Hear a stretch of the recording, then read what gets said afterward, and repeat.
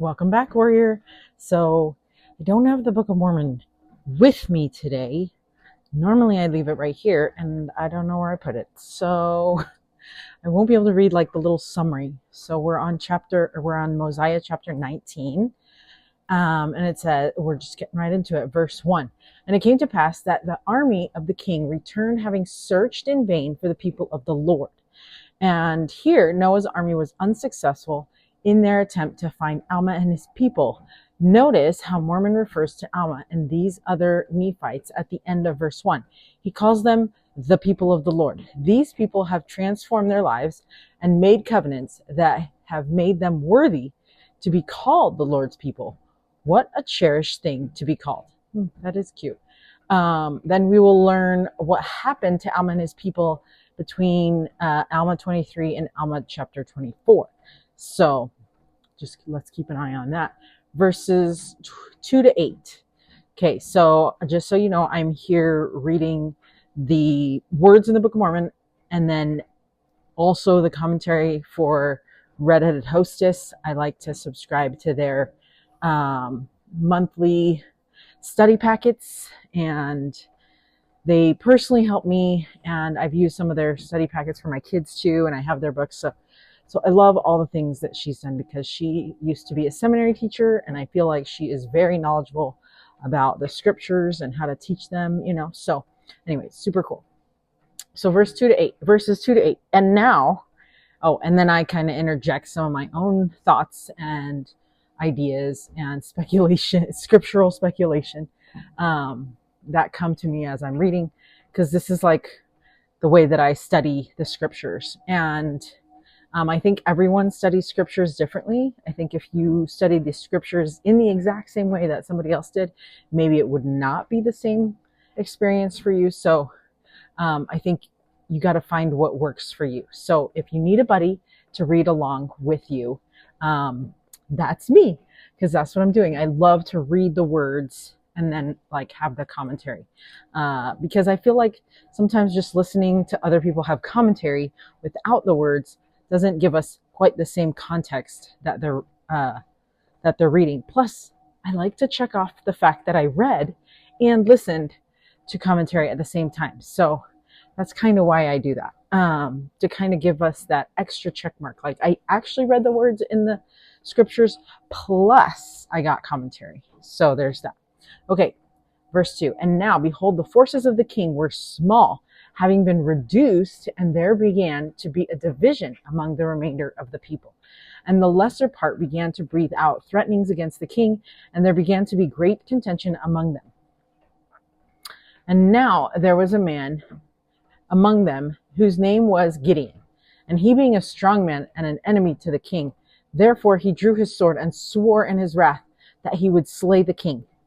And it came to pass that he fought with the king. And when the king saw that he was about to overpower him, he fled and ran and got upon the tower which was near the temple. And Gideon pursued after him and was about to get upon the tower to slay the king. And the king cast his eyes round about towards the land of Shemlon. And behold, the army of the Lamanites were within the borders of the land.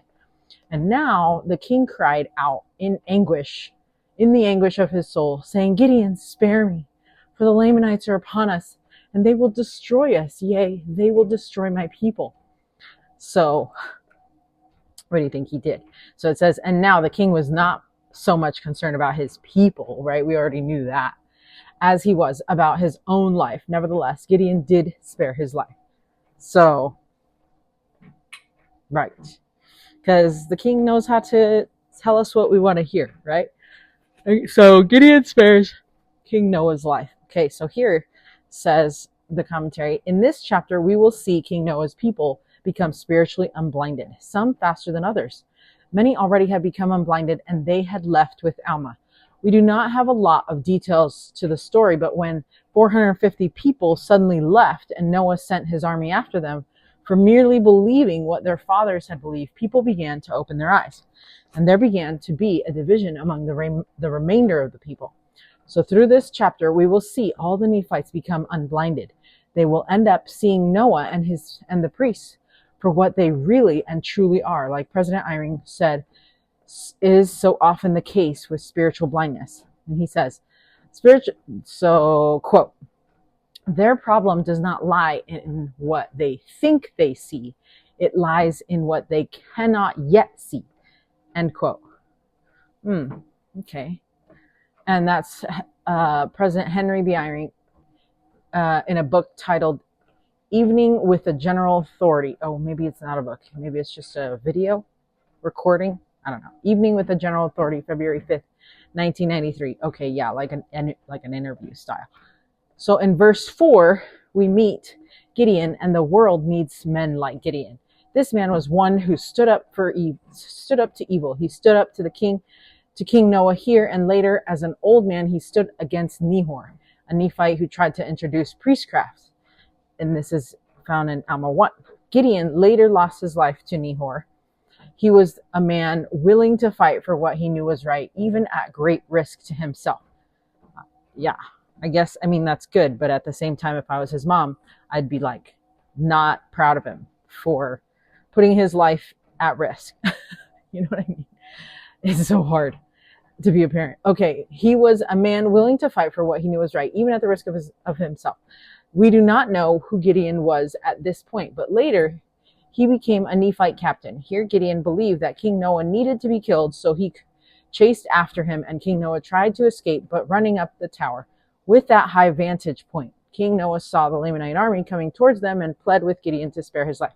Mormon points out that King Noah pretended that he needed Gideon's mercy in order to protect his people, but he really was only concerned for himself. And we're going to see how that turns out. Okay, so verses 9 to 12.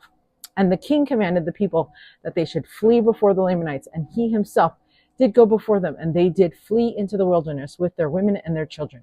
And it came to pass that the Lamanites did pursue them, and did overtake them, and began to slay them.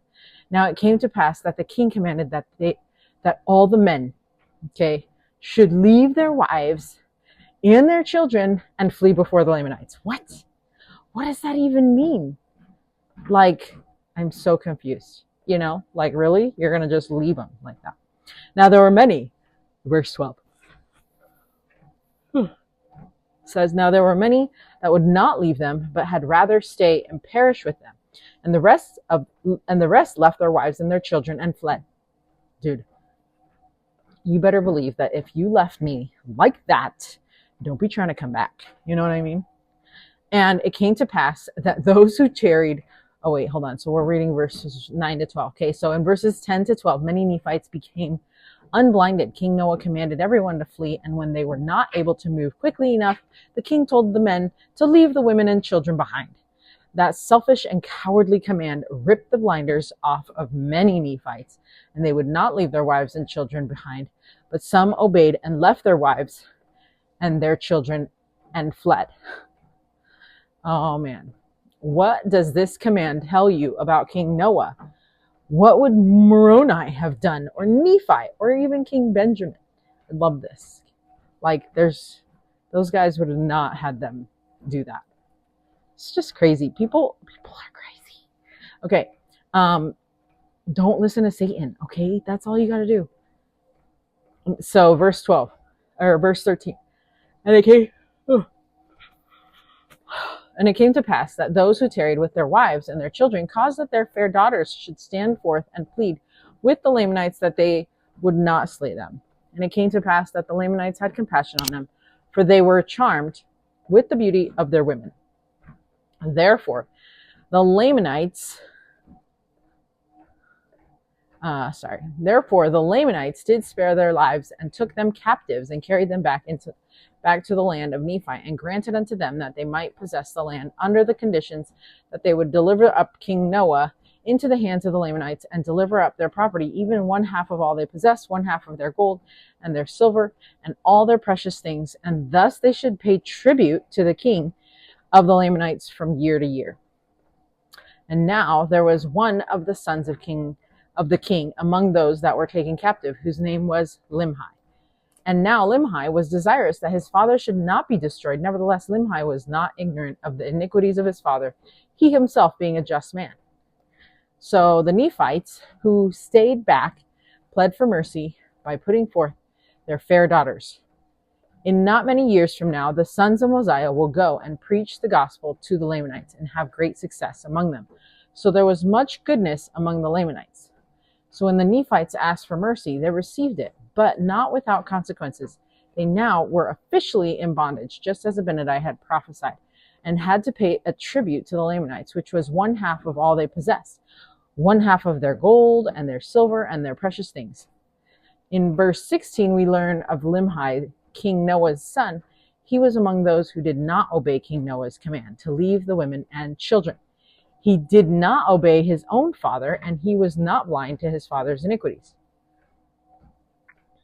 Okay, so verses 18 to 24. And it came to pass that Gideon sent men into the wilderness secretly to search for the king and those that were with him.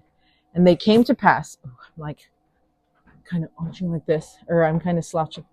How do you slouch standing? I don't even. Okay, and it came to pass that Gideon sent men into the wilderness secretly to search for the king and those that were with him. And it came to pass that they met the people in the wilderness, all save the king and his priests. Ugh. Now they had sworn in their hearts that they would return to the land of Nephi, and if their wives and their children were slain, and also those that had tarried with them, that they would seek revenge and also perish with them. Whatever. Like, don't try to act like you guys are trying to be a hero now all of a sudden. You done left your family and your kids to fend for themselves. Like, yeah, no. Anyways, verse 20. And the king, so they realized what they had done, okay? And then it says, and the king commanded them that they should not return. And they were angry with the king and caused that he should suffer even unto death by fire. That sounds familiar. And they were about to take the priests also and put them to death, and they fled before them. Ugh. These guys, how did these guys know how to run so fast? You know, I'm just wondering, because like, didn't they just indulge themselves? Maybe they worked out. Anyway, okay. And it came to pass that they were about to return to the land of Nephi, and they met the men of Gideon. And the men of Gideon told them of all that had happened to their wives and their children, and that the Lamanites had granted unto them that they might possess the land by paying a tribute to the Lamanites of 1/2 of all they possessed. And the people told the men of Gideon that they had slain the king, and his priests had fled from them farther into the wilderness. And it came to pass that after they had ended the ceremony, that they returned to the land of Nephi, rejoicing, because their wives and their children were not slain, and they told Gideon what they had done to the king. Well, maybe you're allowed to come back, maybe. I know we talk about forgiveness all the time, right?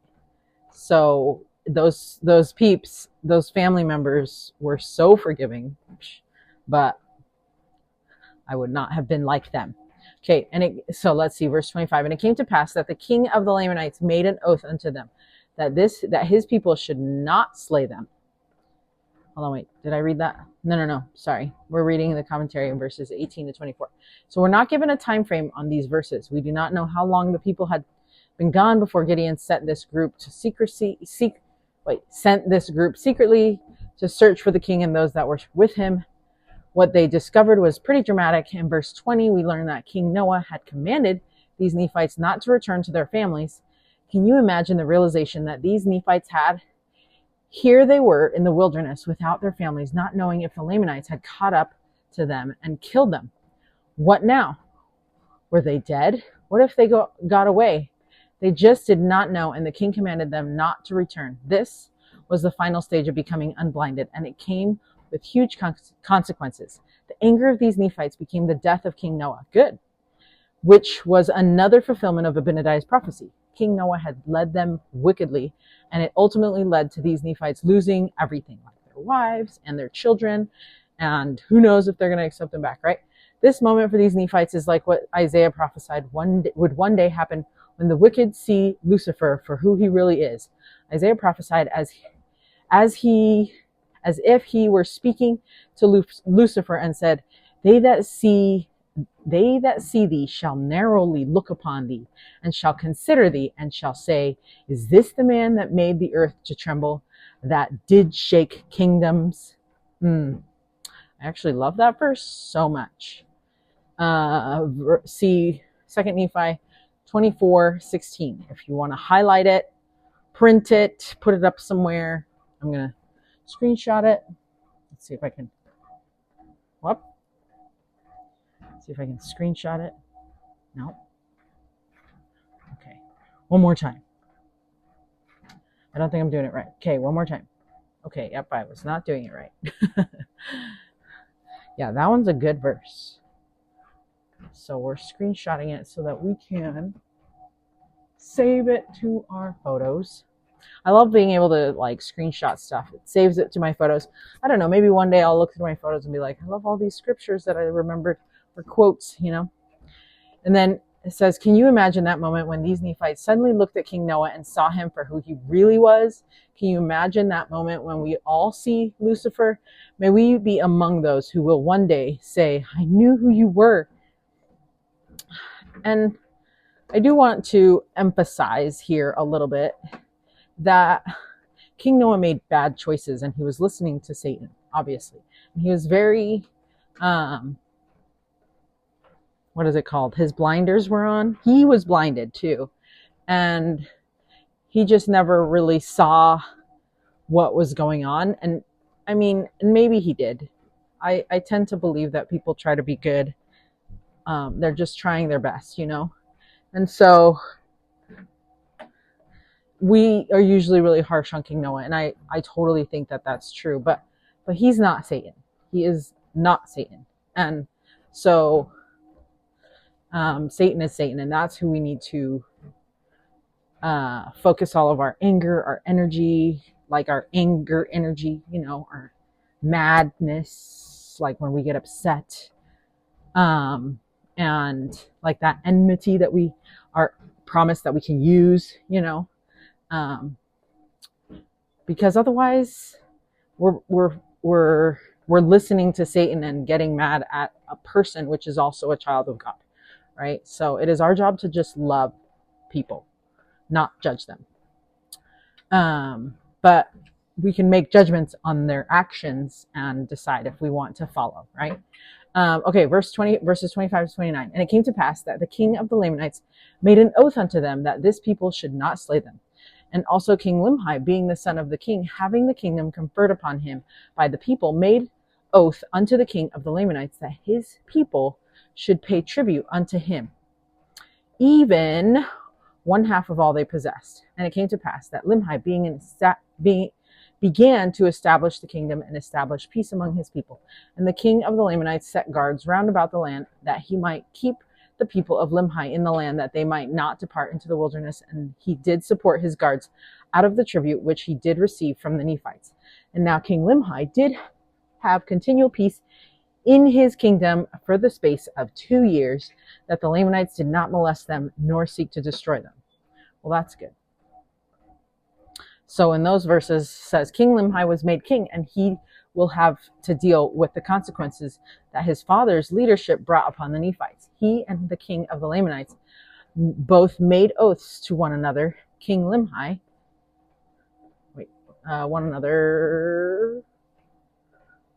King Limhi made the oath that they would pay tribute unto the king, even one half of all they possessed.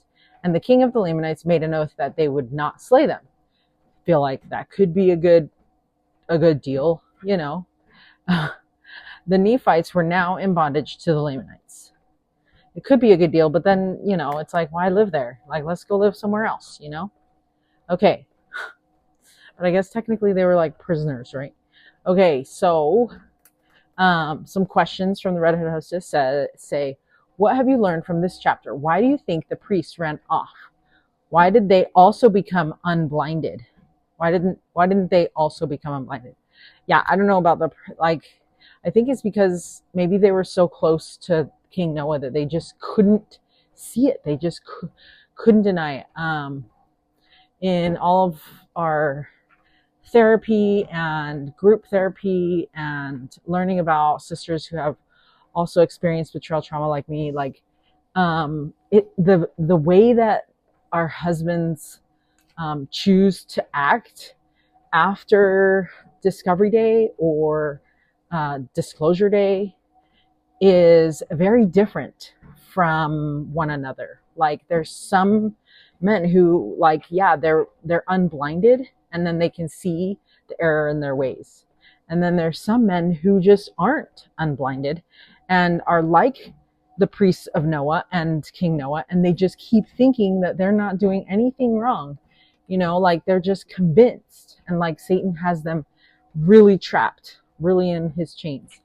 And so it's really sad because you can see where the healing and growth can come if they can just become unblinded.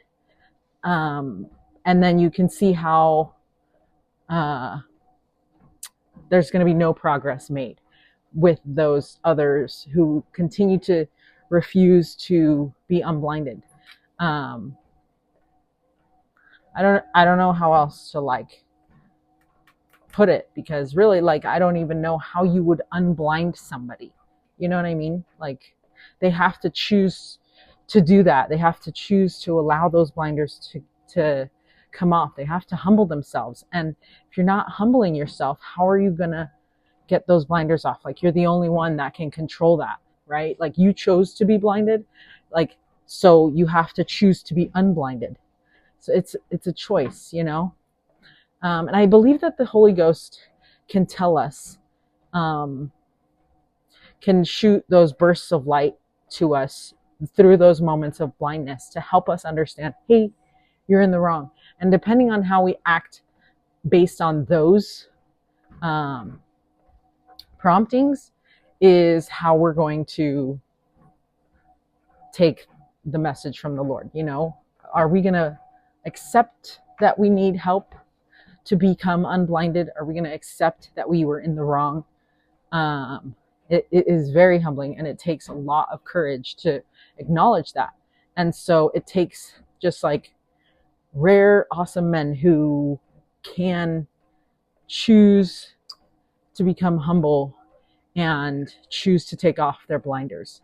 And, I'm grateful that my husband chose to do that, because we would not be here together if he hadn't. Regardless of how much self-care and self-love and all this, the things that I like to do for my protection and my strength, regardless of what I do, like, our relationship would not have been anything if he didn't choose to humble himself. Because I wouldn't want to be in a relationship with somebody who acknowledges that they are not coming unto Christ, because I want to come unto Christ. So, like, we wouldn't be on the same team anymore, even though that's where we started, right? But they can get distracted and they can change course. So that's what's really hard. And so I've seen a lot of my friends have that happen to them. And it's like those priests, they left their families, their wives, their children, and they fled. Ugh. Anyway, it's awful. So why should King Noah and the Nephites have listened to Abinadi's prophecies? Because so that they wouldn't have been, so they wouldn't have bad times, really. So they wouldn't have hard times that like, life is hard enough. Like, don't inflict more hardness on your own life. Does that make sense? Like our choices can make our lives worse or better. And I believe if we continue to make poor choices, our life is just going to continue to get worse. But if we can make those good choices, no matter what happens in our lives, we're going to make it through. Especially because we have that faith in Jesus Christ. Okay, so then how is the realization of who King Noah really was, like how many will one day look upon Lucifer? Yeah, it's like exact, And so this one. So what does this chapter teach you about prophecies? That's good. About prophecies from prophets, right? And when's the last time What's the last thing that you remember the prophet telling us? And how can we heed those promptings that are coming to us from the Spirit based on the prophecies that the prophet has given us? All right. Until Mosiah chapter 20, stay strong, warrior.